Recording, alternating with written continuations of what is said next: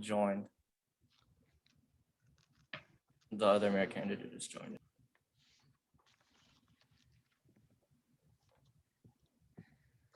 Okay, good evening, everyone. Welcome and thank you for joining the Hood College's Political Science Department and the City of Frederick's Neighborhood Advisory Councils for this 2021 Mayoral Candidate Forum.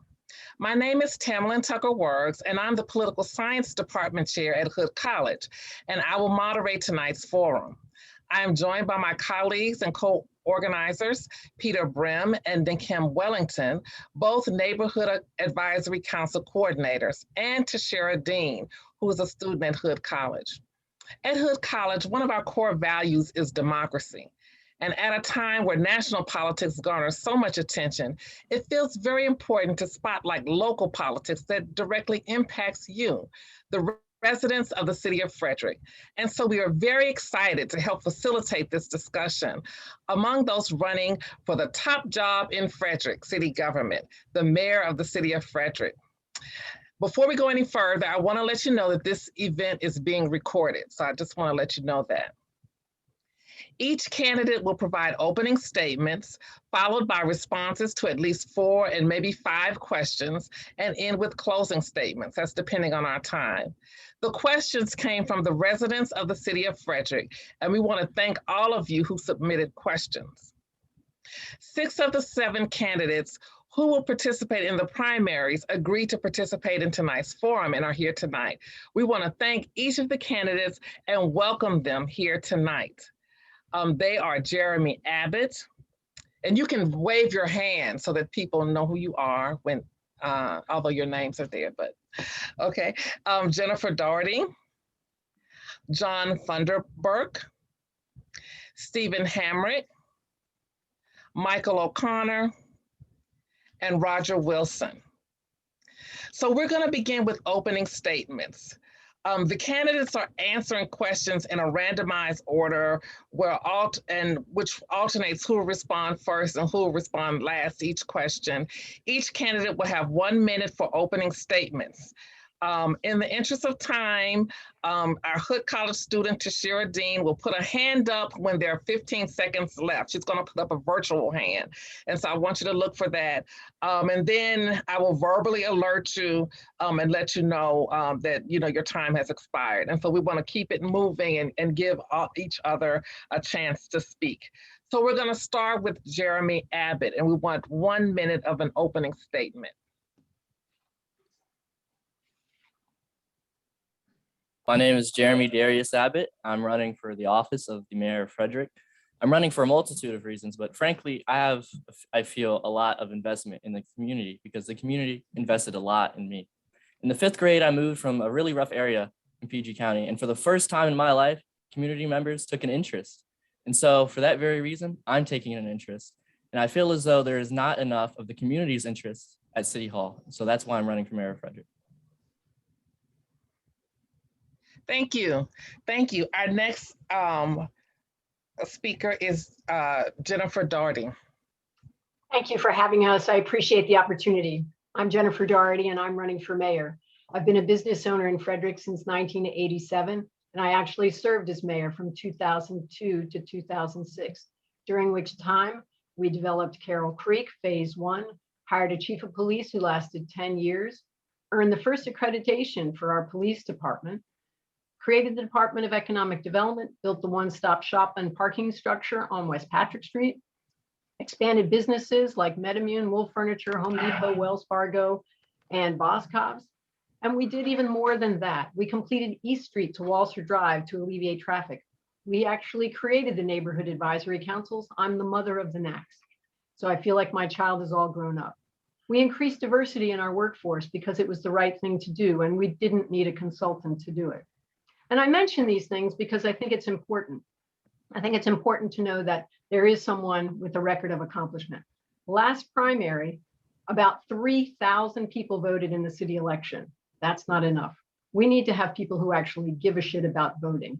And I want you to care about this election. Thank you. Thank you. Our next candidate is John Funderburk. Hello, everyone, and thank you for having me. I'll be pretty short and simple and sweet. I'm running for mayor because I have innovative solutions that the other candidates don't have or other candidates have thought of. My innovations are not based on what the taxpayer can do or taxpayer money, but it's based off of the public-private partnership. I bring new ideas, I bring new energy, and I bring a new commitment to bringing Frederick forward to the 21st century. Thank you.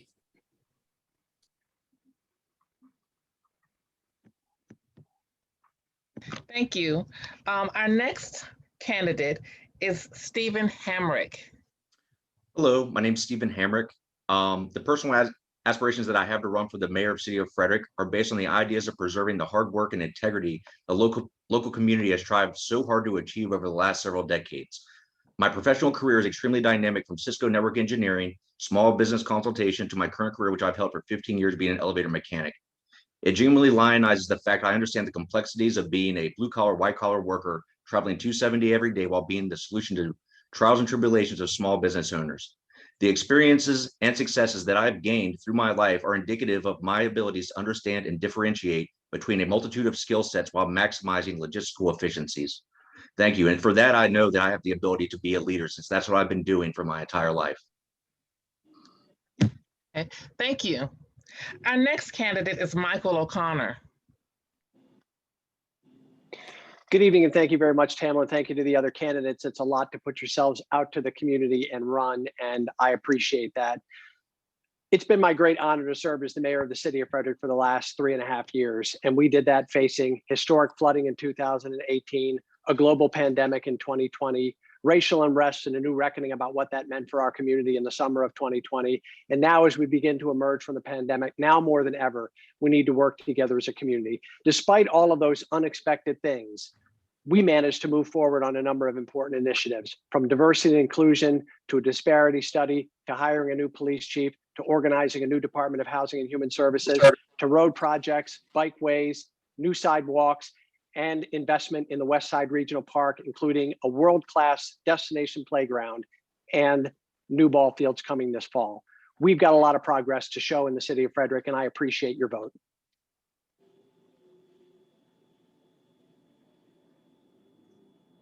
Thank you. Thank you. Our next candidate is Roger Wilson. Thank you, Tamlin, and to Hood College and also the NAC coordinators who organized this discussion tonight. And thank you to my colleagues for participating in the discussion tonight.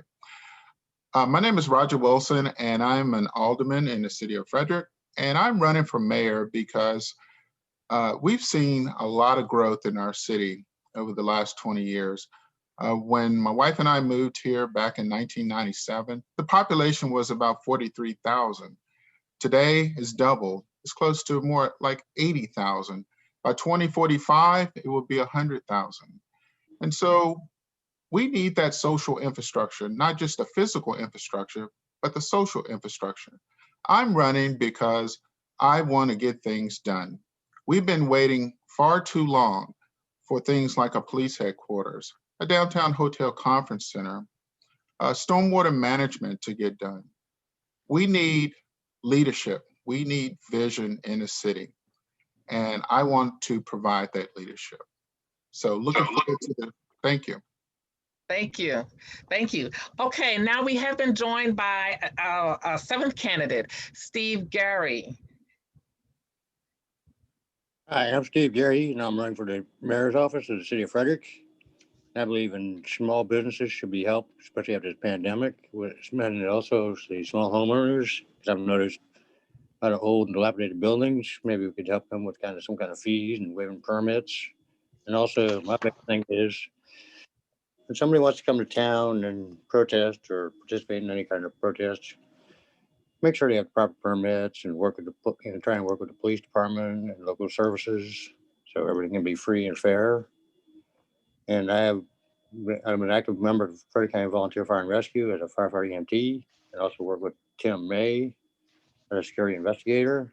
So, and also worked as a kitchen manager for Lord. So I have some outside business interest. I have some business interests in the city, as well as working with fire and rescue and working with the homeless and drug addicted. So I think I have some great ideas for this wonderful city. Thank you. Okay, thank you. Very good. Okay, thank you. So I believe everyone has made an opening statement. I want to move now to our questions. There were 7 broad topic areas that residents who responded to the survey asked to be discussed. They included vacant properties, crime and public nuisance, flooding, development, livability, streets, traffic, and the role of the NACs. The candidates were provided with these topics as well as the specific questions that residents asked. And we've combined and generalized some questions to cover more ground, and we're going to get to as many of them as possible. So my first question is, many residents express a belief that violent crime is increasing in the city of Frederick, and they're concerned about it. Do you think that violent crime is increasing in Frederick? What are your plans to address violent crime and crime in general in the city? And our first respondent will be Ms. Doherty. Well, there is an uptick in crime, and it's been obvious if you drive anywhere in the city that we are not seeing enough police coverage. True community policing is what I believe in, and also communicating to the public what is going on in our neighborhoods. The idea that we are learning on Facebook or social media where crime has occurred is not the proper mechanism for our police department and city hall to communicate to our residents. The reaction just 10 days ago for 3 shootings and in the downtown was a little late. We could see these things coming. I'm one of the few people in the world that actually hangs out in downtown almost every single night till midnight. The idea that I've had to adjust my operations just like residents have had to adjust their activities is wrong.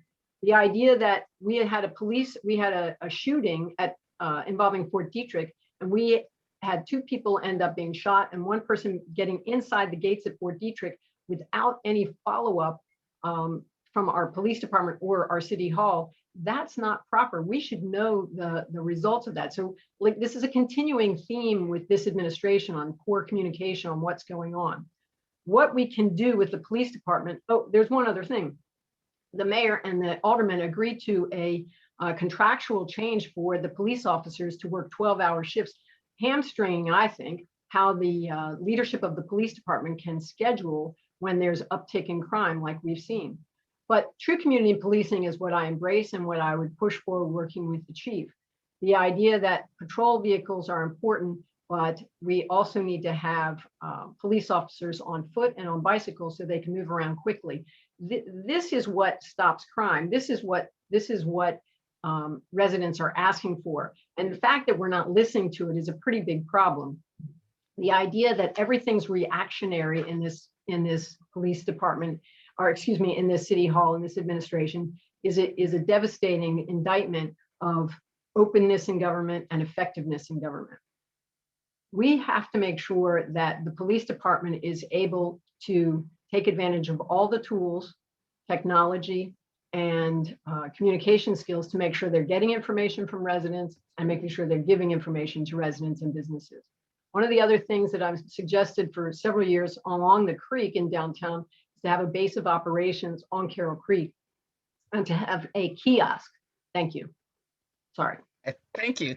Thank you very much. Very good. Okay, our next candidate who will speak to question 1 is Mr. Funderburk.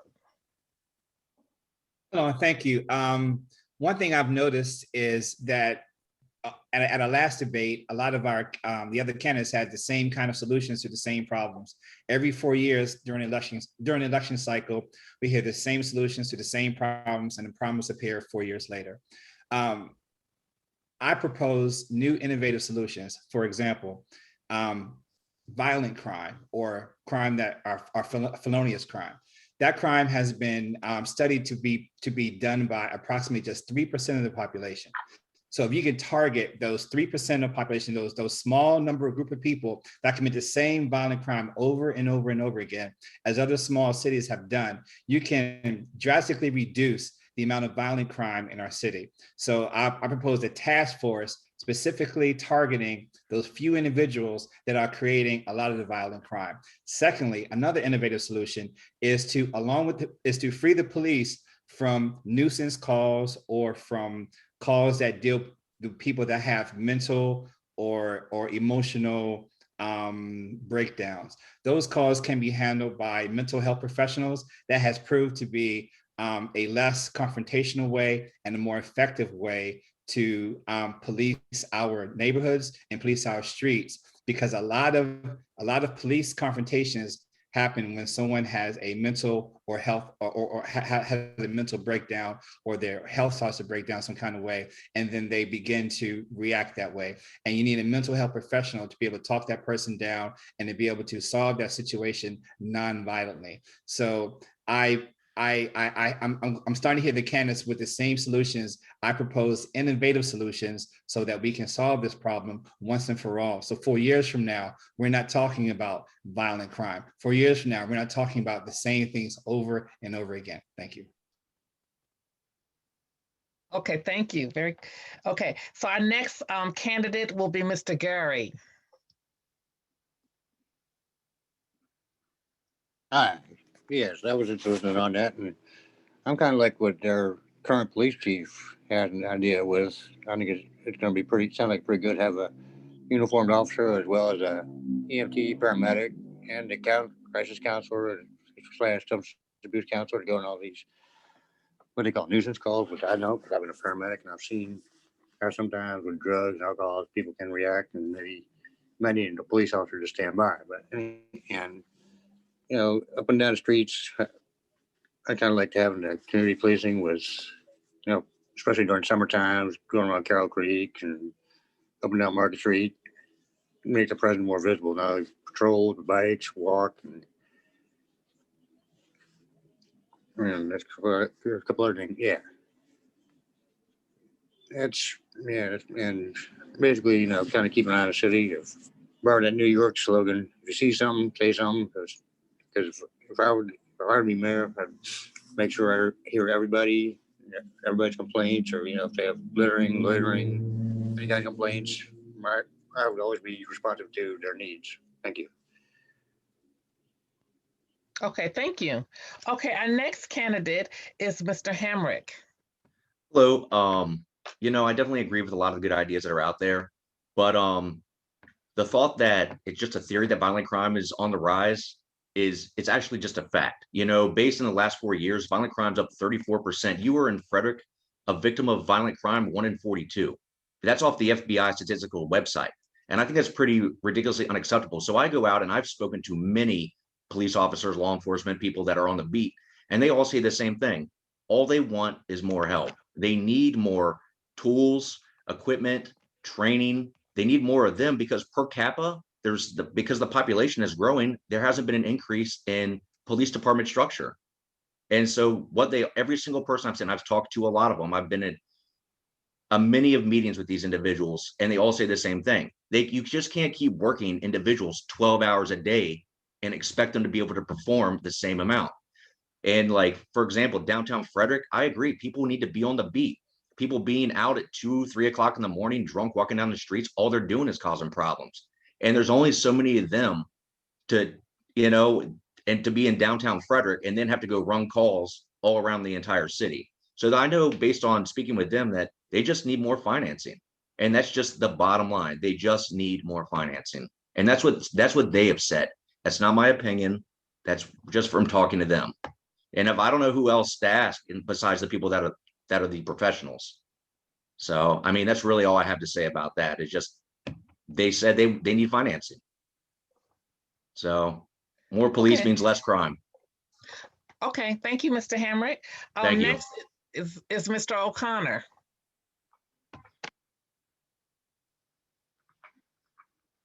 Thank you very much. Anytime there's an incident of crime in a community, if you're the person who's the victim of that, the statistics don't matter because it's 100%. But the data says that Frederick is a safe community and has been a safe community for 20 years. And it goes back to Jennifer Doherty's hiring of Kim Dine.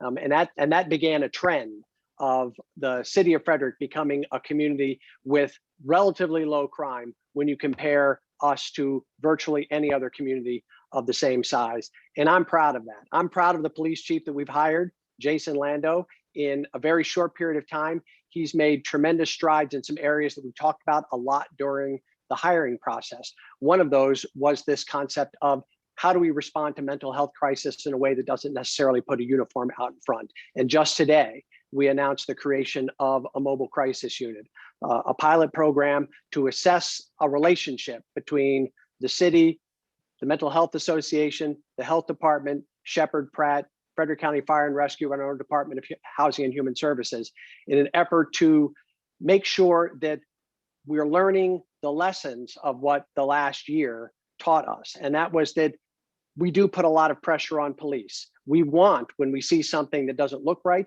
to be able to pick up the phone and know that an officer will respond. But what we also know is that a police officer in uniform may not always be the best first responder to every situation. So I'm not talking about how we can change and adapt. My administration is doing it. We're doing the things that need to be done to make this a safer community, to give our police department the resources that they need in order to be successful. We signed a 4-year contract with our Fraternal Order of Police a year ago. It's a tremendous investment, and it's a tremendous show of confidence in the administration to our officers and our officers to this city, that we know that for the next 4 years, we have a structure in place to make sure that our officers have the tools they need to be successful, because that's what our community needs as well.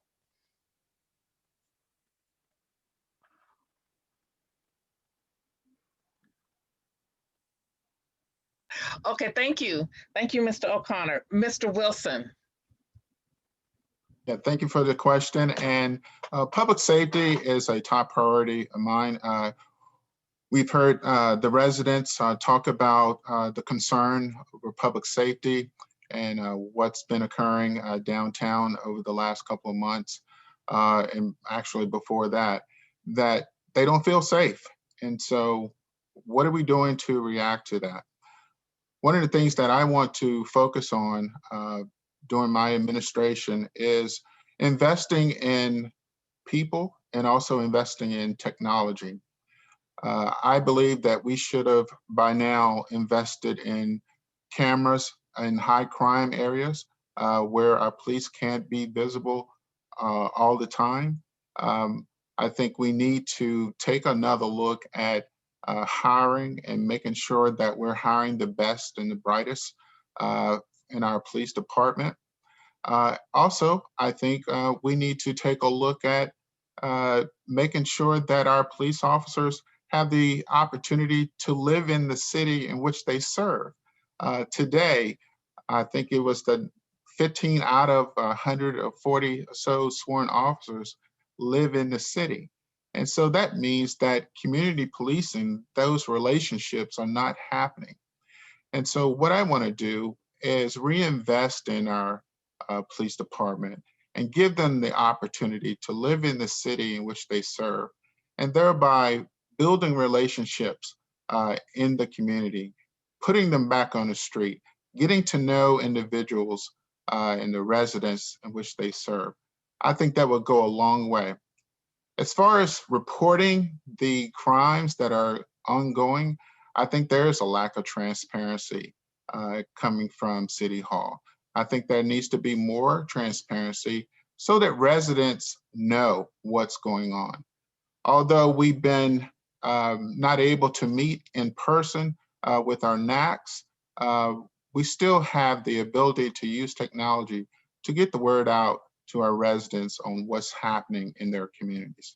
So 1, investing in people, 2, investing in technology. Okay, thank you. Thank you. And last, Mr. Abbott.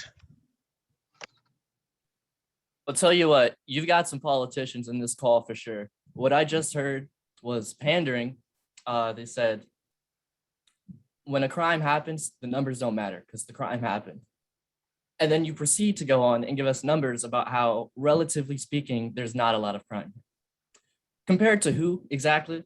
Maybe cities with like rampant crime, but tell you what, there's enough crime happening at an increasing rate to where people are concerned enough to ask the candidates for mayor.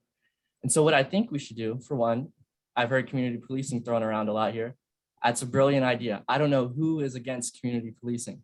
What you can't have in community policing is someone at the head of your police not be from the community. There are plenty of wonderful candidates in this area. They don't have to live in the heart of the city. They can live in the general surrounding area with some investment in the community that knows some of the members. And I heard something about nuisances as well and social workers. That's a great idea. A lot of people of my generation, and yes, I'm young, I'm 20 years old. A lot of people of my generation are going to school for that very thing, for social work. There's going to be a lot of jobs. Another issue of my generation, people coming out of college without jobs. There's going to be a lot of people that we can hire to help take the burden off of our police, while also have community policing and just listening to the police. Whatever they say, I'll give you a perfect example.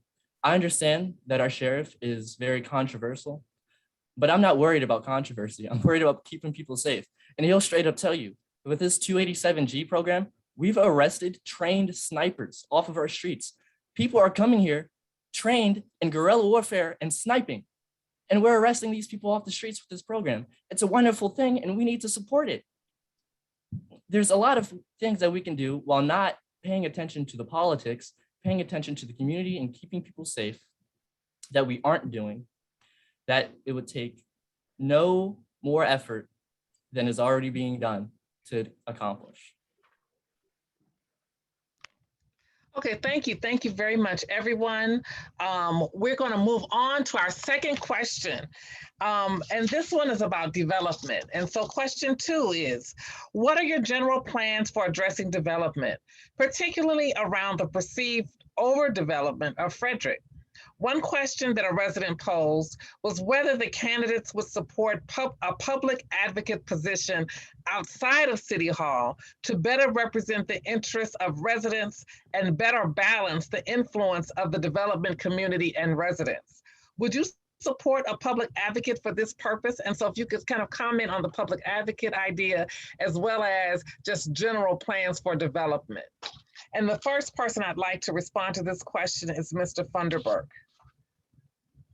I would not support a separate advocacy because honestly, the people that you elect should represent your values. To have another advocacy board or have a group of people that aren't elected or aren't chosen by the community to have that strong a voice seems to me like a bad idea. Secondly, my plans as administration is to move Frederick forward. And my primary reason for running for Frederick is that we need to have a convention center and luxury hotel in Frederick. We also need to have a national art museum, and we also need to have bike paths that go from our communities all the way to downtown. We need more dog parks. Frederick is not overdeveloped.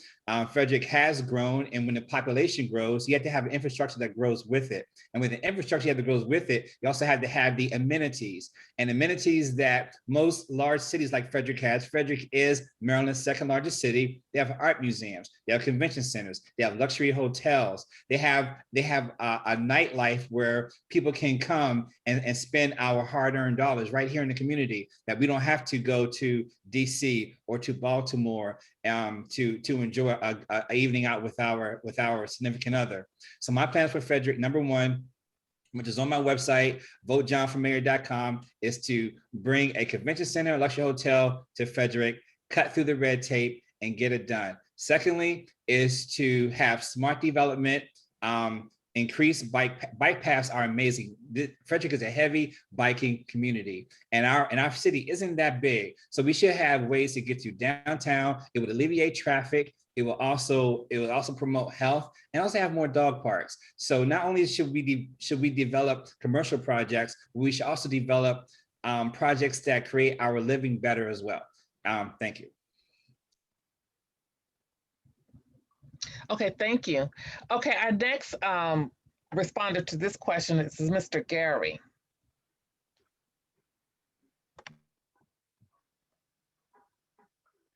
Yes, I believe in trying to put as much development in there. But the other thing I'd like to look at is, the schools around the area, the roads, and we'll take city services.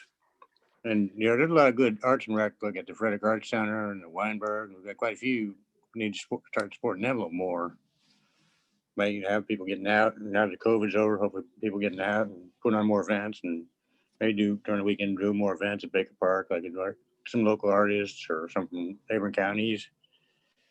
And we also do need a good convention center, but I could see that coming. But right on Patrick Street, Woods Road, be able to handle all the traffic for these major conventions. And my biggest thing is we can have a convention center, but no, if I would be there, no taxpayer money would be used. It would be all private. Could understand Commandants, a couple others. So I could welcome that and just make sure there are plenty of roads, parking, and other facilities and amenities, and like some more bike paths. But as long as we regulate the growth, you keep it regulated. Don't like it get wild. So that's all I have. Okay, thank you. Okay, our next candidate is Mr. Hamrick. Yes, so I definitely agree that we should not have an unelected individual, gaining influence on the community. It's kind of like counterindicative of having an elected official. But that being said, as far as like the development of the city, I don't know if anyone's ever driven in the city before, but traffic has just gotten really terrible, especially coming up 270, 15, where it joins onto 70. It's terrible all the time, but then we continually have a lot more residential neighborhoods going up all over the place. For example, like right behind Butterfly Lane, all along Ballinger Creek is just a disaster. And I feel like we need to hire legitimate civil engineers that know what they're doing, so that way we can increase the flow of traffic. Because if you can't get anywhere, how are you supposed to be able to use any of the city buildings like arts and arts museums, anything pretty much in downtown areas, like a gridlock after 3 o'clock in the afternoon. So I think that we need to focus on traffic management before we really focus on building the community up anymore, because you can't really even utilize what we have because you can't get there. And it's very stressful to pretty much everyone, at least that I've ever spoken to. So I guess that's pretty much all I have, as well as just expanding our road infrastructure and making it more efficient overall, because I know there's lots of room to grow. Okay, thank you, Mr. Hamrick. Our next candidate is Mr. O'Connor. This is probably the most challenging issue that you have to deal with at the local level, because as the old adage says, if you're not growing, you're dying. And so growth is part of what it means to be in a city. As mayor, I want the growth to be in the city of Frederick. I would much rather have that growth sitting in the city than sitting at Spring Ridge or Ballinger Creek or Westview, developments that pay enormous taxes to the county, but don't pay anything to the city. And yet all of the people that work or live in those communities are on our roads, using our parks, in our services. They also visit our businesses. They also come to our downtown. And so this balance, this tension that exists between growth, it's a bit of an irony. I grew up in Frederick. I've seen this community. I was born here and have seen the community change over years. There's a number of candidates who are here on this call to talk about what they want to do about growth and how it ought to change, who all came here from someplace else, because we have a high quality of life. What we need to do from a growth and development standpoint is continue to invest in the infrastructure to make sure that we fight for the dollars that we can get for Route 15. And it's been a challenge to work with the state to get them to recognize the value of this project. We're working with our federal delegation. Congressman Trone was here a couple of weeks ago touring that project. And we're very hopeful that with the congressionally directed spending that has been implemented, we may see some movement on this. We have to make an investment in bike paths, a shared use path system in our local roads, and making sure that the infrastructure that we can control and that we can build is adequate to serve these developments as they come. And we've got the growth policies in place to do that. As far as a public advocate position, I don't know enough about it to say. I think that is what the elected officials are supposed to do. It's what our planning commission is here for. They're supposed to be representing residents in the process. Thank you. My next candidate is Mr. Wilson. Yes, this is a great question because this is the reason why I got into public service. because I saw the growth. My wife and I live off of 26, and we saw the growth coming, and now we have no infrastructure. The roads are crowded, and what used to take 15 minutes or so to go to the grocery store, to Wegmans, for example, now takes 45 minutes. You literally have to plan your day. What's happening is in the city, yes, the mayor is right. We do need to grow in the city, and we expect that growth. I want growth, but I also want infrastructure to support that growth.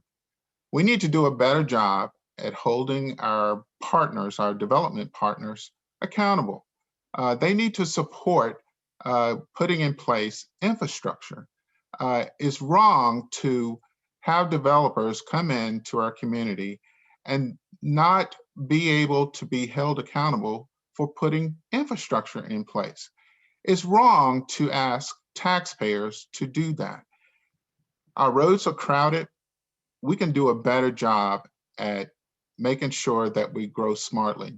As far as a public advocate goes, I'm open to the idea. What that tells me is that the system is broken, that we're not holding our elected officials who are supposed to do and provide that role and responsibility. So yes, I would be open to having a public advocate to support whatever needs there are in the community.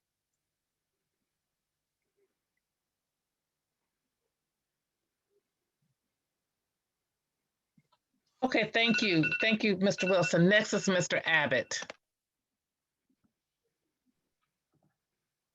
To the question of the public advocate, I just don't understand why you wouldn't support having another public advocate. That's the entire focus of my campaign, is the advocacy of the community, which I feel is lacking. I think the fact that that's even a question is honestly absurd, that people feel like there's not enough advocacy going on in their city government. But leave it up to the politicians to say, I love development because it brings in more money. But I think the development that I would like to bring, some very specific things. I think there's a lot of untapped musical potential, especially among the youth community here in Frederick.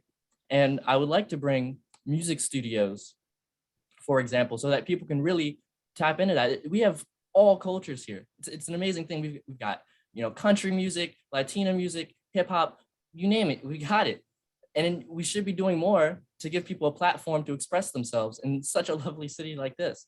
Another thing I'd like to bring a marijuana dispensary to downtown Frederick. I think, frankly, we are behind the curve when it comes to that. I know we've got some in the county, but I know of a lot of people that would really love that. And it'd be good for business. I don't know what is hungrier than a person who just got done smoking. So people are going to come to this dispensary, do their thing, and buy some pizza pretzel or flamin' pizza. That's the extent of what I have to say on this issue. Okay, thank you, Mr. Abbott. And our last candidate to respond to this question is Ms. Doherty. I think this question was about growth, overdevelopment, and public advocacy. So does the city grow too much, too fast? It doesn't grow too much, but it does impact residents because the city isn't keeping up with the capital projects. The idea that we are behind on the completion of Christopher's Crossing is one of the things that will help alleviate traffic congestion through the city, because the internal traffic can use the ring road. But Christopher's Crossing is currently put in the comp plan with a note. It's supposed to be built over Area B11 at Fort Detrick. This is a dangerous option, and we have to stand up and make sure that when we are constructing our infrastructure, we have done adequate environmental review and assessment, making sure that we are not putting people and property at risk. The other part of the question is, who is better to manage growth? Who has stood up and made sure that we are delivering on infrastructure? Sadly, I made a few adversaries when I was mayor because I put a moratorium on annexations and building because we didn't have adequate water supply. multiple projects and multiple years later, we saw that alleviation of the water problem. And I know that Michael just announced with the county executive Gardner, the Lake Linganore dredging success. Well, that's been on the books for 12 years, and we're just getting it completed. That kind of delay is why people are frustrated. That kind of delay is why we're not celebrating the popularity of Frederick, but we're frustrated by being stuck in traffic and not being able to do the things that we like to do. Clover Ridge community is complaining about park construction. The money is there. Why isn't it being completed? This is the type of thing that people complain about. This is why they think that the overdevelopment has occurred, because we're not keeping up. This is the kind of thing that why people clamor for a public advocate. I don't think a public advocate is good for the development issues because they're controlled by state law. But when I was mayor, we did have an ombudsman who helped negotiate using calm techniques to make sure that people were getting along when they had internal strife. Sorry, thank you. Okay, thank you. Thank you so much, candidates. We're going to move on to the third question. And this one is connected to the other one, but it's about vacant properties downtown. So the question is this: many are concerned about vacant properties downtown and vacant houses in the neighborhoods. What are your plans for addressing vacant properties in the city? Can you give us a sense of your timeline for addressing this issue? And our first person to respond to this will be Mr. Gary. Yes. I live right off South Street, so I see a lot of this. I walk up and down town, and I think most of the burden is not on the owner, but the city, because they keep putting on fines and levies. So maybe work with find out who the owner is and see if they can work with them. Kind of work with the property owners. I've seen a lot of good, because I've heard about this other place. And so I think it's just trying to work with the residents and maybe waive some fees, see what we can do to help get the city back in town. Because there's I noticed a lot of drug addicts and homeless and kind of like hanging out there, and it can be a real safety hazard, especially in the wintertime. So having the mayors and the aldermen kind of put their heads together and work on this and try to do our best and, do our best with their best interest, because that's what the mayor and the aldermen are for, to represent the city, take their complaints and see what they need, what we can do as elected officials and make sure that everybody's happy and, figure out a happy medium. That's all I have. Okay, thank you. Thank you. Our next candidate to answer this question is Mr. Hamrick. Yes.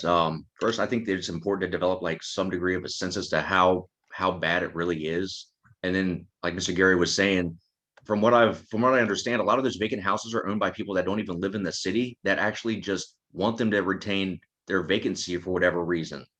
So if we could definitely work with whoever owns that to, repurpose that building and reutilize it and give it back to the community or sell it instead of letting it be vacant, that would be the best way to do it. And he said the only way you can do it, if some piece of property is personally owned by somebody, you can only, if they're paying their taxes, what are you going to do if they decide to leave it vacant? So you can only work with them. So I think that's really very limited on choices. So thank you. Okay, thank you. All right, thank you. Our next candidate is Mr. O'Connor. So vacant properties are something that we've made a concerted effort to try and address through two things that this administration has done. Number one, we have added habitual vacancy to the list of reasons that a property can be taken via receivership.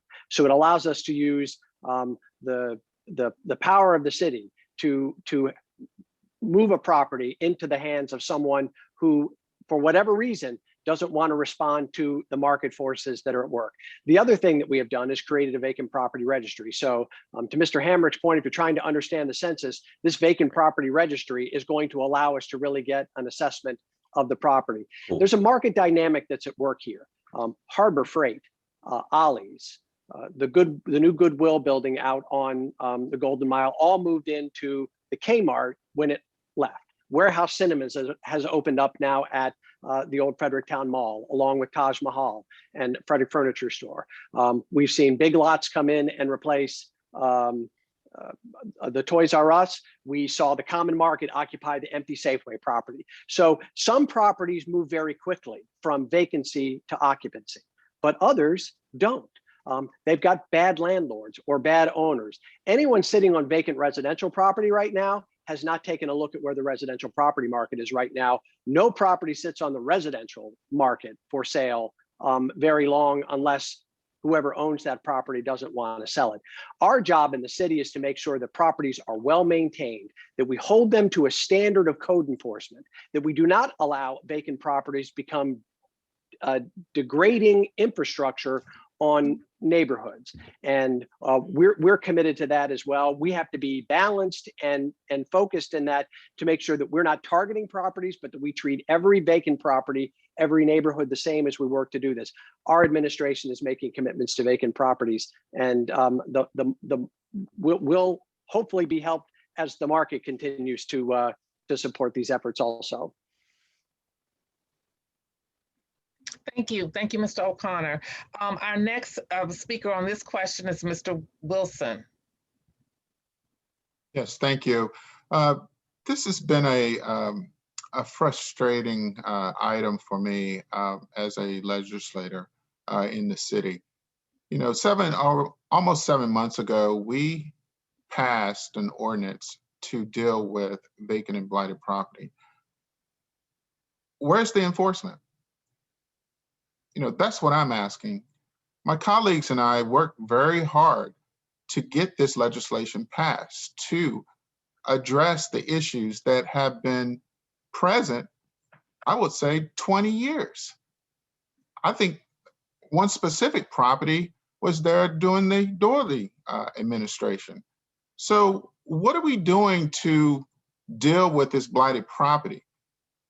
The alderman passed over 7 months ago a new ordinance to establish a vacant registry, to levy fees and property taxes on vacant properties. So what are we doing? We can pass all the laws we want, but we need a mayor and executive to enforce those laws. So that's my question. Okay, thank you, Mr. Wilson. The next candidate. It's really too bad that Alderman Wilson didn't read the legislation that he passed, because he should know what the deadlines are on that bill. Sorry, Mr. O'Connor. Sorry. What are the rules at? Who's that speak? Okay, we're going to stay in order. And our next speaker is Mr. Abbott. Yeah, what Roger said was actually brilliant. The fact of the matter is, like, we passed the resolution. Where's the enforcement of it? I think we all got a little mad when it happened.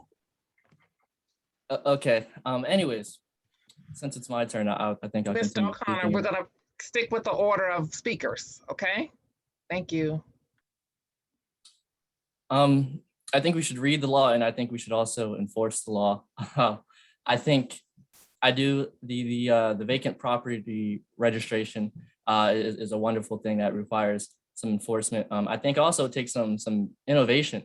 I mentioned in the previous question that I had some very specific ideas for what we can do, namely the music production and the marijuana dispensary and things of that nature. But also what the mayor did have to say about cycling is true. It just might take a little bit of time now, given that we're coming out of the pandemic. But I think if we have a little patience and stick together as a community and really enforce what we got, this is an issue that is not going to be as hard as it's been during this administration. Okay, thank you, Mr. Abbott. Our next speaker is Ms. Doherty. Thank you. During the past 12 years as alderman and mayor, Michael said that they were getting serious about blighted and vacant properties. They needed more staff, so they hired 3 more people. They needed more laws. They adopted 2 versions of receivership, and you just heard about some updates, but this was to put bad property owners in the penalty box. This year, they adopted a law that doubles the property taxes if the property owner fails to make good faith efforts to rehab and fill properties with legitimate use. But they are reactive and random in their enforcement. They are inconsistent in the levy of fines, and they are tone deaf in dealing with the public, even making people who make complaints the enemy. My approach is different, and as much as you want to challenge it, it was successful. I have used the existing laws of condemnation and eminent domain for the city to take two properties, 20 West 4th Street and the Delphi property on West Patrick Street. One was relatively simple, and one was very complicated because of subsequent administration literally dropped the ball, dropped the lawsuit. I will use a code enforcement board to hear cases and take the politics out of enforcement, and I will use the NACs to make this initiative citywide because properties are not just in the downtown. And I will bring a condemnation and reuse plan for the most flagrant violators to the Board of Aldermen for action within our first 100 days of being in office. That to me is the difference. I'm giving you a timeline. I'm telling you what we're going to do, and it will be up to the legitimate vote of the Board of Aldermen. This is not a secret, what I think. I will take the action to bring it to the Board of Aldermen for a vote. I got a successful vote with a quite recalcitrant board in the past, and I would hope to have that same support again because the public is demanding it.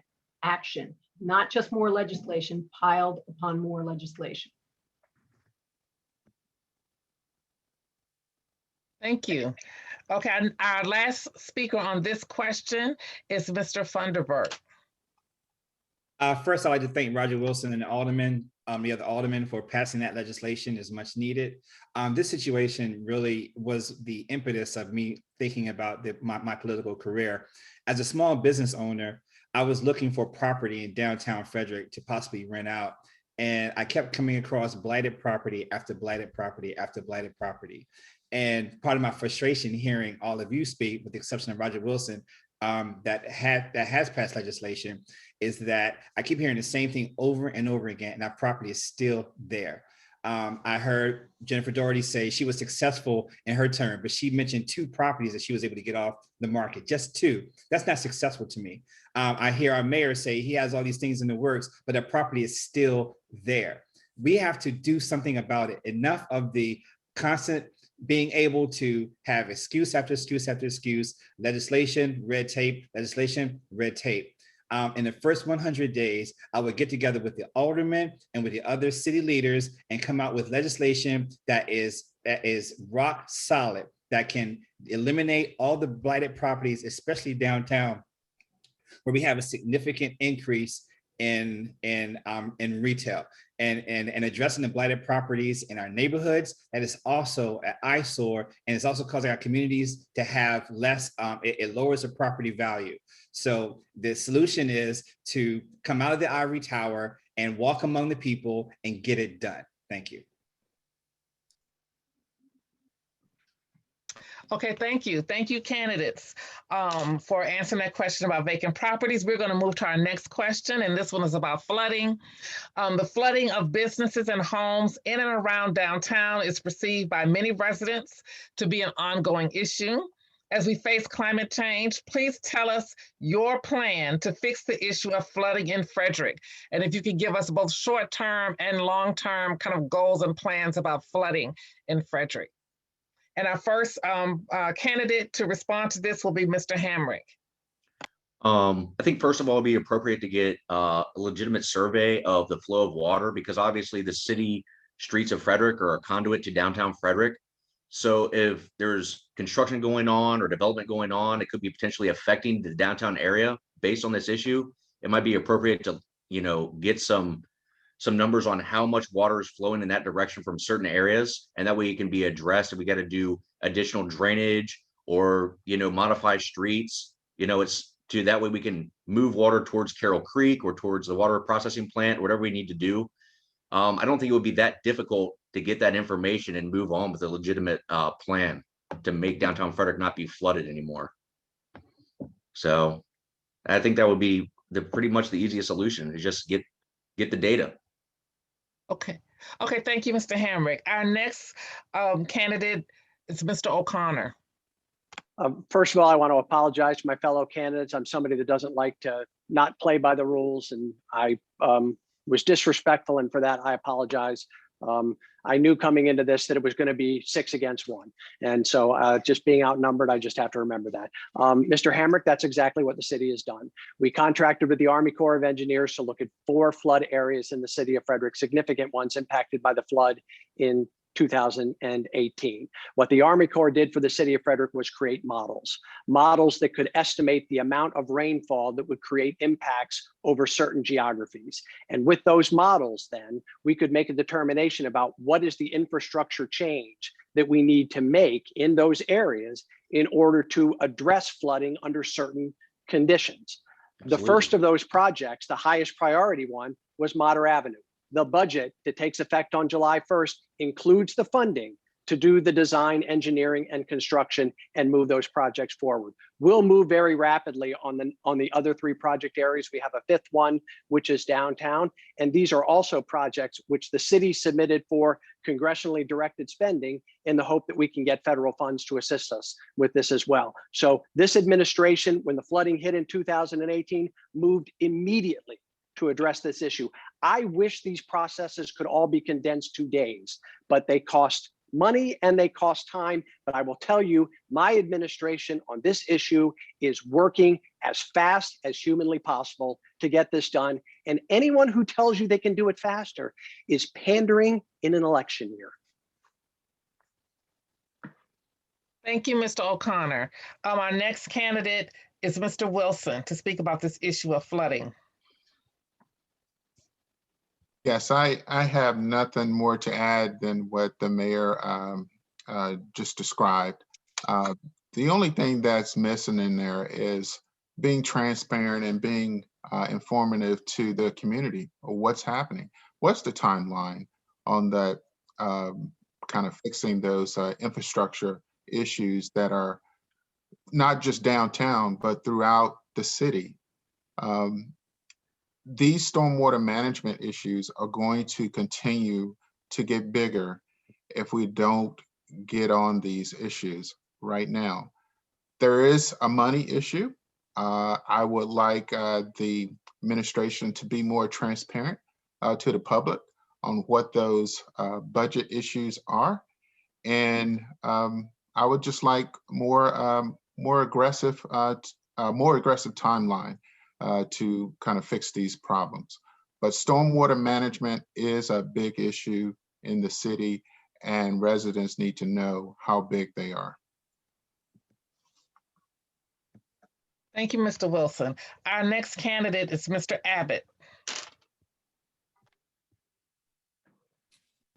I agree with candidate Stephen Hamrick had to say about surveying the flow of water, knowing where it goes. I think there's a lot of listening to the experts on this specific issue, really. And I'm not entirely sure how much faith or confidence I have in what the mayor is saying, and that we're getting this done as quickly as possible. When I can think of a handful of things that I think are distracting that particular goal. I thought the 611 comment was cute, but the fact of the matter is we're running for mayor, and I don't think you yourself are someone who is particularly above coming for people. I think something that might, in fact, be getting in the way of this flooding issue are things such as political witch hunts against political opponents on baseless claims, frankly. I think if we focus on the issue and listen to the community, we would be able to address these in a much more efficient manner, as opposed to doing whatever it can or whatever we can to ensure that we stay in office. Thank you, Mr. Abbott. Our next candidate is Ms. Doherty. Thank you. Downtown flooding is not just limited to the 2018 event. There was a flood in 2016 and there's one in 2017. I have the pictures. I have the pictures because downtown floods and I live and work downtown. We are glad that the mayor and the aldermen have brought in the Army Corps of Engineers. They identified 5 projects and did work on 4 of them, excluding the downtown. Mater Avenue, 713,000, says the Army Corps of Engineers. The current CIP says 1.3 million. Klein Boulevard, 750,000. The Dietrich grant, 794,000. West Patrick Street, 851,000. So maybe we have 3 million, maybe we have $5 million in projects. These floods have been going on long enough. And you're right, it does take time to design and engineer the solutions, but it doesn't take 5 years. The idea that we can't find $3 to $5 million to help alleviate the problems that are facing residents and businesses who can't use their basements, who have to sandbag their doors when a storm comes, and who don't get the full use of their properties and have to invest in supersonic sump pumps. I mean, this is real. These projects are real. People move out of areas because it's impactful on them. The YMCA spent over $1 million putting in their flood control plans. That's money that could be used elsewhere. This is wrong. And Michael, you were in office as an alderman. You were in my business. I showed you video yourself. You can't deny that. The idea that the city is not addressing this and communicating with residents, telling them the timeline. I would change one thing with all the other issues is I would make sure that every time we have a serious storm, we have someone designated from the city of Frederick to go around and assess the current situation and to make sure everyone is okay. We are losing money and we are ignoring our infrastructure responsibilities. That is serious, and that is the fundamental function of government. Infrastructure, providing services, making sure people are safe. And if we are not doing that, we are failing. And this administration is allowing things to languish. Okay. All right. Thank you. Okay. Our next candidate is Mr. Funderburk. Yes, thank you. I want to address the 6-in-1 comment. I mean, honestly, if you can't handle a virtual debate and with 6 people, then how can you lead this city when times really get tough? That's just, I'll say that there. Concerning flooding, Frederick isn't the only city that floods. I spent 3 years in the South, in New Orleans, Mississippi, and Florida, and all these cities have creative, innovative solutions. Why aren't we seeing what other cities are doing? If flooding is a recent phenomenon in the last 20 years, why aren't we going with cities that have dealt with this for over 100 years, over 150 years? I mean, solutions are out there. There's no reason to reinvent the wheel. All we have to do is to bring in innovative solutions with cities that are already doing it, finding out what they're doing successful, and apply it to Frederick. Thank you. Thank you. Okay, and our last speaker on this topic is Mr. Gary.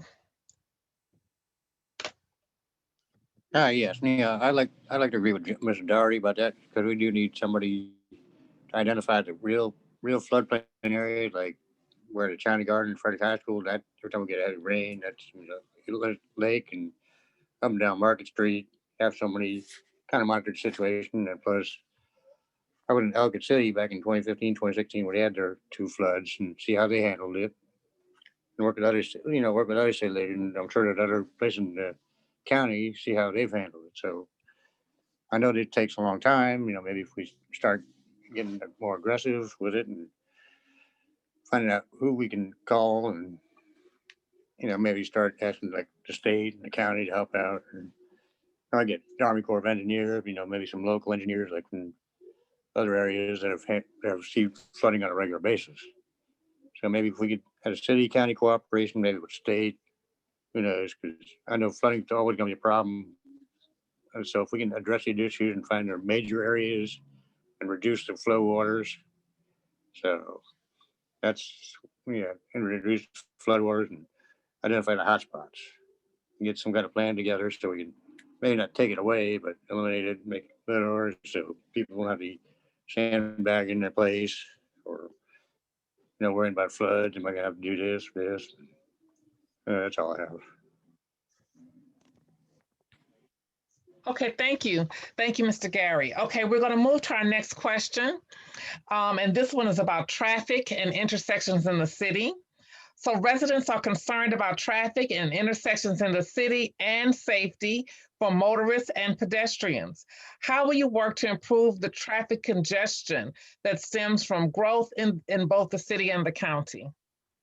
And our first candidate to respond to this question will be Mr. O'Connor. Thank you. As has been referenced before, infrastructure at the local level really is the core of what it is that we do. And so as you have that growth, you're going to continue to see those pressures. We're in constant evaluation of intersections that may need to be changed, upgraded, or improved. It's a data-driven process. It's based on engineering standards that are used nationwide in communities all over the place. You measure traffic counts, you look at the geometry of intersections, you try and determine whether or not you need to make changes that are necessary in order to create an intersection that is safer. At the end of the day, that's the goal. The goal is safety. We want intersections that are safe. We want intersections that can be traversed easily by pedestrians, by bicyclists, by motor vehicles.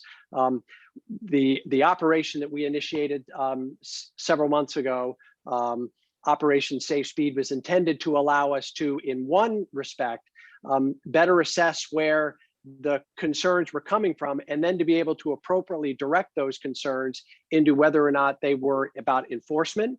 Do we simply need to put more police in places to get traffic to respond?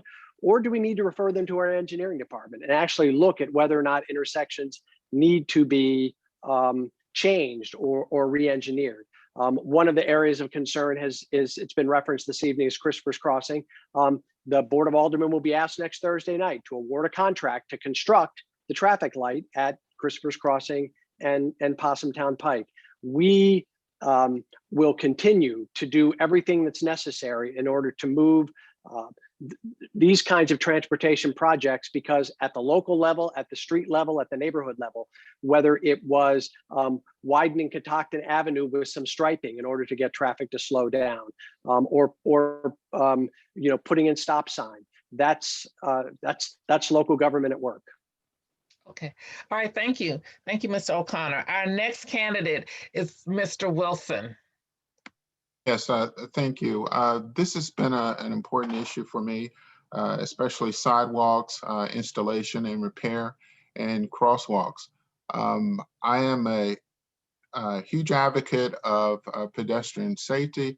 I worked very hard on the Butterfly Lane route to make sure that sidewalks that didn't exist, that they were put in place, installed, and that pedestrians had a safe pathway, especially for our students, had a safe pathway to Butterfly Ridge School there. But the mayor just described something to me and reminded me something of a debate he and I had maybe like 3 years ago. And what I advocated for was a more proactive government as opposed to reactive. This is an example of what we're hearing from the NACs and what they're telling us. And when we visit these NAC meetings, they're telling us these are the things that we need. We are reacting. We should be in front of that. We should be out there in the community identifying these things. When it comes to road improvements, we know where the trouble areas are. I mean, US 15, for example, through the city, that's been our top priority for a number of years now. And so we're not being proactive. We're not going after these issues in a proactive way. And I want to change the culture in City Hall. That's why we need a strong mayor here in Frederick. Okay, thank you, Mr. Wilson. Our next candidate is Mr. Abbott.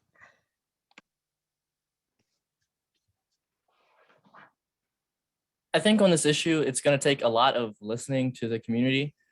Something as simple as, do you think there should be this here? How do you feel about this light? Or what do you think about this camera?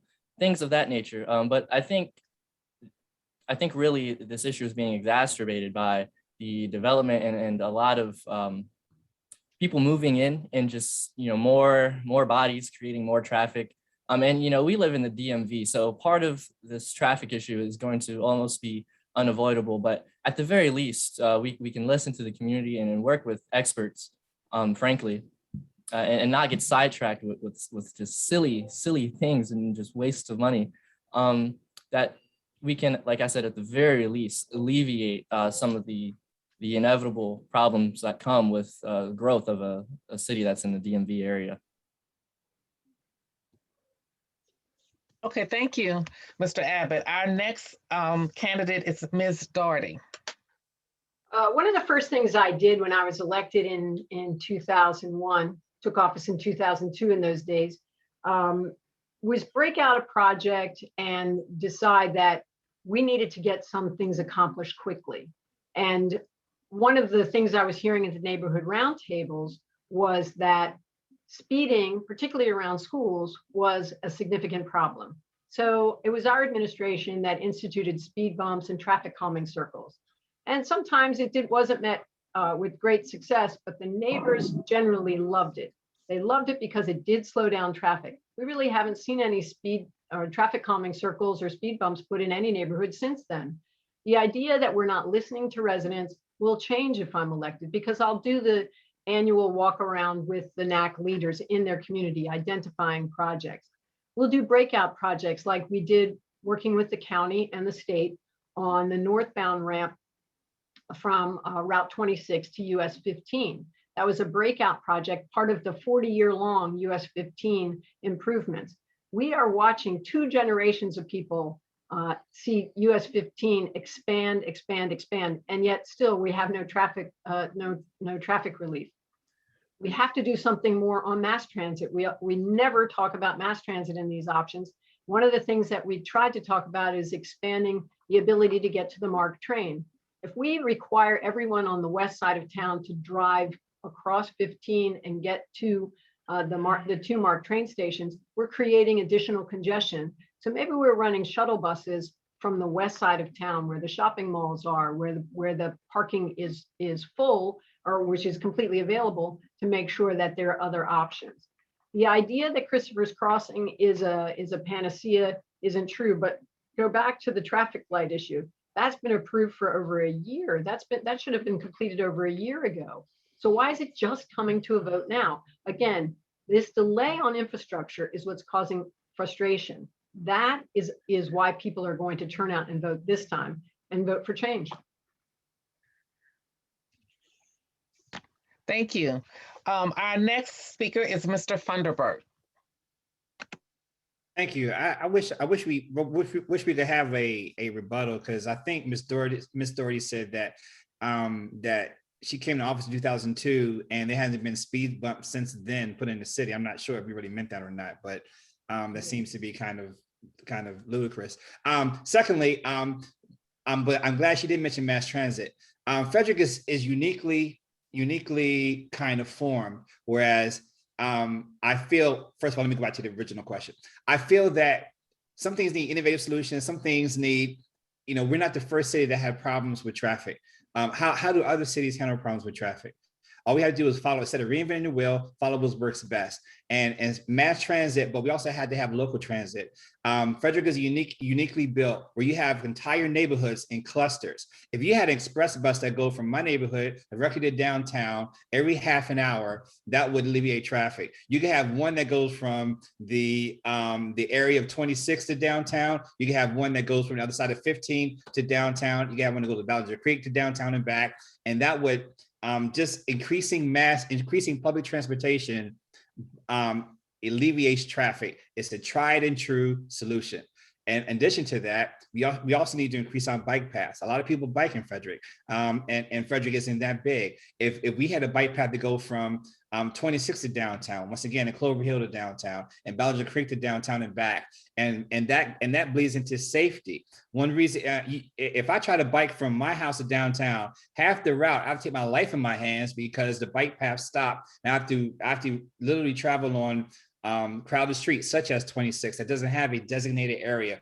They say it's designated, but the cars fly by you 70 miles an hour and don't think it's designated. So I think we need dedicated bike paths, express local transit that can go from the neighborhoods to downtown, and that would greatly alleviate traffic. Thank you.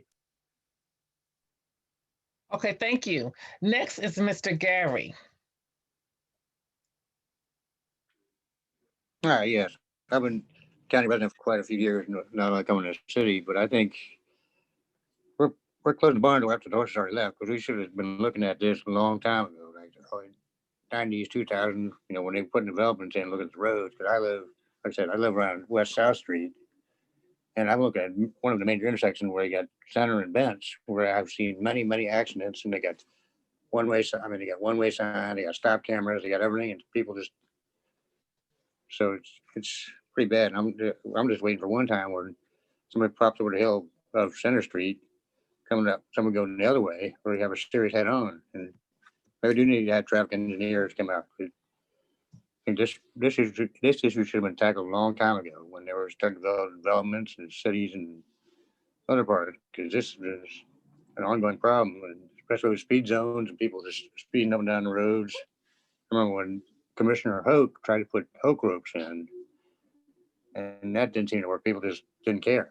So we need rumble strips or a city or somebody that knows what they're doing, because this is, like I said, I'm in the city county residence in '98. I've seen the city grow, but not provide for proper roads and different paths and transit. That'd be a good idea, but we need to start having people start using it, because I've seen a lot of buses go almost empty, or maybe one or two riders. So there's some way we can entice the riders, use transit, and figure out another way, because this is a long foregone issue that's have been plaguing the city for as long as I've been around. That's all. Okay, thank you. And our last candidate to speak about this issue about traffic and intersections in the city is Mr. Hamrick. Yes. So Mr. Roger Wilson, so you're the individual I have to blame for Butterfly Lane. Seriously, hopefully, we can fire whoever gave you the plans you signed off on, because whoever thought it was a good idea to shut down Butterfly Lane, which parallels 40, and put in 5 traffic lights, you cut off one half of my community. I can't get into it anymore. And then there's a bunch of houses going up right behind me. You can tell I'm obviously upset about this. So, decisions like that are the problem. That is exactly the problem. Every day, my life is ruined because of that. Just saying, we can't have decisions like that without speaking to the rest of the community. Okay. So that's it. You just can't have poor planning like that. It affects everybody. Okay. All right. Thank you. Thank you very much. Thank you, candidates, for discussing that question about traffic and intersections. And I think we're going to move to our closing statements. So I would like for each person to take a minute to give us some closing words. And you had all of the questions that the residents asked. Wanted to know, you saw them, you see questions in the Q&A. There are a couple of questions there. So if you want to talk about any of that, if you want to rebut, have a time to rebut something, Mr. Funderburk, you can do it here. But here are our closing statements. And so we're going to go in the order that I'm going to specify. Our first person to make closing statements is Mr. Wilson. Thank you for the opportunity to talk a little bit about my vision for the city and why I want to be mayor. Frederick is a special place because of its history, its commerce, its people. I've spent much of my adult life here in Frederick, 24 years. I've invested a lot of time and effort in volunteering, being an elected official, of course, working in my community and trying to solve problems and working with people. I spent about 20 years at IBM. I spent 6 years in Frederick County government. I ran a small business. So I have the experience. I want to be mayor. I want the opportunity to serve my community. Frederick is growing. We do need a leader with vision, and we need a leader that's not only transactional, but transformational. I want to be that leader. Ask for your vote. Please continue to follow my campaign at rogerforfrederick.com. Thank you. Thank you. Our next candidate is Mr. Abbott. I think a lot of what we've seen during this Zoom call was just frankly a lot of politics, a lot of politician answers, a lot of rhetoric, and a lot of dancing, frankly. A lot of, oh, we're doing this, we're doing that. But like I said earlier, the fact that it's a question really begs the question of whether or not what you're doing is enough. I think a lot of what people know of from their city government are a failure at redesigning a logo, at putting up, modern art, Carroll Creek, political witch hunts, things like that, that nobody really cares too much for. I think really issues that are plaguing our community, even some that we didn't talk about, like the drug epidemic, which is the biggest issue of my campaign. We didn't talk about that today.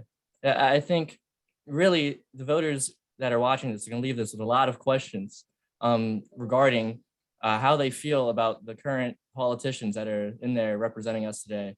And hopefully they'll see that when the ballot box, when we count the votes from the ballot box, I will see that there's a lot of people who are very dissatisfied with incumbents and even past incumbents at that, who've had the opportunity and have just done nothing but disappoint. Thank you. Thank you, Mr. Abbott. Next, Ms. Doherty. Thank you. And thanks to the NACS and Hood College for doing this. NACS, you didn't get your question in, and go to the website, jenniferformayor.com, and we'll talk about touring the NACS at the first month of the new administration, recruiting new members in underrepresented NACS, organizing a citywide NAC Congress, establishing a schedule for the CIPs to get to the NACS, bringing election reform to the NACS, because I want to make sure that we have voting districts for the aldermen so that they are more representative in our neighborhoods, and term limits for our elected officials. And I also want to reschedule the community roundtables, Frederick 101, and talk about the new initiatives on Next Generation and the Lunar Society and the Civilian Conservation Corps. We didn't get to those things. We did get to talk about a few things. And we talk about leadership. Leadership comes with dealing with a water crisis or a pandemic. Simple issues like traffic or development. Simple issues that are not being handled by this mayor. It was referenced. We spent time discussing replacing our beloved clustered spires with a new logo, hiring a consulting firm to help improve diversity in hiring and contracting, but still appoints 5 white men to the Ethics Commission. This is not good leadership. And in the last election, as I mentioned, only 3,000 people voted. What are we talking about here? We're talking about people who don't know the process on running government, don't know the process of running a business. And this is about listening to residents and then getting something done. It's a 2-step process. So this is a quality of life issue. So I want you to check out my ideas. You can see a previous debate that addresses other issues of economic development, housing affordability on my website, jenniferformayor.com. And know this, if you elect me, I give a shit and I will get stuff done for you. Thank you. Thank you. Thank you. Our next candidate is Mr. Funderburk. Sometimes I wish I had Jennifer Doherty's eloquence of speaking, because she makes it sound so amazing. But then when you actually look at the facts, it's quite different. I want to get things done. I have an innovative way, innovative solutions. But in addition to that, I'm a huge believer in, why are we trying to reinvent the wheel? Frederick isn't the first city to have these problems.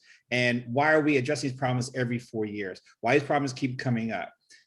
4 years ago, they addressed crime. 4 years ago, they addressed city blackness. 4 years ago, they addressed flooding. And now 4 years later, we have the same people in office saying we're going to address these problems. I am a business owner. I'm also a former veteran. I wish I was eloquent where I could say things in a better way, but the bottom line is, I will get things done through creative, innovative solutions, thinking outside the box. For example, I'm a huge believer in the public-private partnership, and we can get into more of that on my website, but the public-private partnership will remove us from having to depend on taxpayer money and receive funds from private corporations to get a lot of these projects done in a quicker and faster way, cutting through red tape. So if you vote for me, understand that 4 years from now, we won't be addressing these issues. We will be addressing how great Frederick is. We will be addressing how great our new art museum is. We will be addressing how great it is to have a convention center and downtown luxury hotel. We'll be addressing how to deal with our development. Thank you. Thank you. Our next candidate, Mr. Gary. Yes, I agree with a lot of that, but Frederick is a great city to live and work in. I worked with Lowers and Boscov's and a couple other places and working with Tim May. So I've seen the city, and our biggest thing is getting the NACs more involved and the aldermen more involved, and maybe if I do get elected mayor, more Q&As with the mayor, and work my time around the citizens and the businesses, especially if I come out with a big pandemic, trying to find some incentive to bring people from outside the city in, and as well as doing that, because our biggest thing is trying to bring businesses back in town. How can we entice businesses to come in town and with the infrastructure? And like I said, I'm also a retired Army vet, and I have an attitude of improvise, adapt, overcome. If we can improvise something, overcome it, and just do it done, no one is dragging to defeat, because this is getting passed on from administration to administration. So best thing I can do is just get the NACs more involved, work with city police, anybody we can to bring more people downtown, and work with businesses and the people. Because I do a lot of walking around town. I see a lot of bad things happen, and a lot of, like Jeremy had said, the drug and homelessness issue, and work on that. And because Frederick City can be a great city. I've been here since 05. I've lived in the city since 05, and I've seen some great things happen. So I'd like to see that continue, and just get more community involvement, in NACs, the businesses, people that live around town, and get their gripes, grievances, and complaints and compliments. Okay. I'll get myself more involved. Okay. I get more. Thank you. Thank you. Thank you. Thank you, Mr. Gary. Okay, our next candidate is Mr. Hamrick. Hello, everybody. I'd like to thank everyone for having some excellent dialogue tonight and getting to know each and every one of you and your perspectives.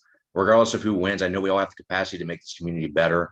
I know that if I was going to be elected, I would spearhead everything that we listened today aggressively and efficiently, and make sure it was getting done the best way we possibly could. And hopefully, no matter what goes on, we do have the capacity to make this city and continue to make this city better. And I hope everyone has a good rest of your evening. Thank you, Mr. Hamrick.